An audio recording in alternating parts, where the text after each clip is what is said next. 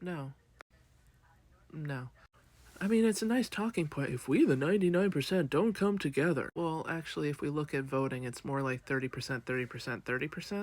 So if our 30% can pick up another 20%, that's good enough. And history teaches us that's more than enough.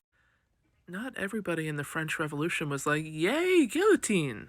There were people to their dying breath who were like, no, Marie Antoinette was great! We will never hit a point where we all agree. Casey Anthony is here on this app with like 20 something thousand followers. I mean, Gypsy Rose has how many followers? It's just, we're literally paying the bills of somebody who whacked their own mom. Do we expect that there's going to be a point that those Nebraska farmers are like, oh, wait a minute, the liberals were right? No. If you ever take a first aid class or if you try to become an EMT or a paramedic, they will teach you that your first job at a scene is to make sure that you will be safe. There is no sense in you trying to go help somebody whose car has been hit by a down power line if you're going to get electrocuted to death trying to help them. On an airplane, put your mask on first and then help others. We are in the put your own mask phase, put your own mask on phase. We are trying to figure out how we will survive and navigate this new Trump Project 2025 hellscape. How will we keep our parents in care? How will we put food on the table? How will we keep our jobs? How will we still have a say in what happens to our uterus? I mean, when we manage to get some kind of toehold in this new shit stew, maybe. But also, really actually look at these videos that are being put out by the people who are on the other side of FAFO. They haven't learned a single lesson.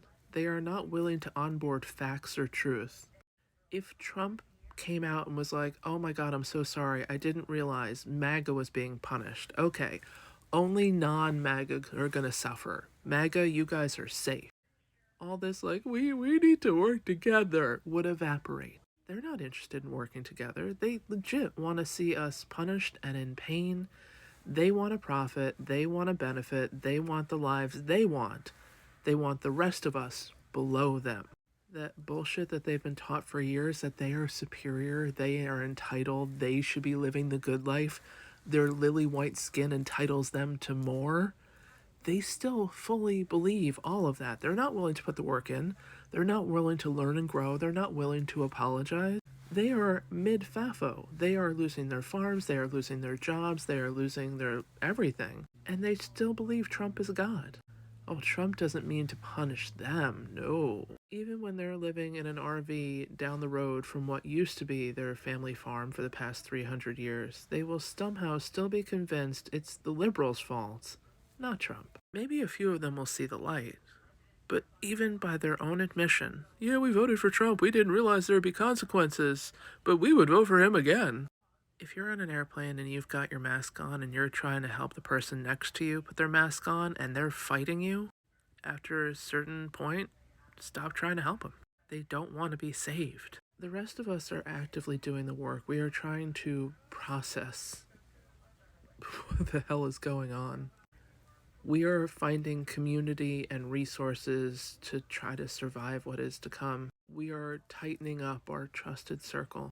We, the people who are willing to try to push for change, are coming together. If you want to join us in that, we'll welcome you. But we are no longer going to expend energy to try to, put the mask on if you're actively fighting us that you don't want air. If you think you're special enough not to require oxygen, that somehow you'll just be able to make it through without, we have lost the capacity to want to help you, to try to help you. We're not going to argue that oxygen is critical, that you're going to pass out due to a lack of oxygen. We've been warning you. We've been saying, scientists, economists, just anybody who can has been pointing out this is going to be catastrophically bad. And they just keep on flailing with, I don't, no, you can't make me. Well, you know what? We're done trying to make you. We're busy trying to figure out how we're going to deal when crops are twice the price. How we're going to homeschool our kids after the Department of Ed eliminates any reasonable education for our kids. Because we know whether or not, they decide to teach reading, writing, arithmetic anymore, it's on us to educate our community so they don't lose those skills. There are so many content creators here on TikTok working double, triple time trying to educate on how to can and preserve or how to barter. Recognizing that not everybody wants to grow shit in their backyard, but like if you're not going to do that, here's what you can do instead. We're working with who and what we've got. And eventually the 30% of the country that, voted for Kamala essentially will be joined by about 20% of the I couldn't morally. That 50% is going to be able to just sit down and not participate in society for a week, and we will have an impact. That's what it would take, about 7 days of sitting home and rotting in your bed, reading a book by LED booklight, using as little power and energy and internet and Wi-Fi and cell service as possible. No driving your car, no going places, no buying anything. It's that easy. If 50% of the country just sat down and did nothing for 7 days, a well-deserved freaking nap, that would be all it would take. And I can hear you, but I have to. No, let that be on MAGA. Let that be on everybody else who wants it the way it's going to go. Because you cannot save everybody, and you have to keep yourself safe first. Because nobody is benefited if you died trying to help. We don't live at a time where we have to fight off the invader with muskets. We live in a time where if we just stop participating in society, we could crumble the entire thing. We're just not there yet.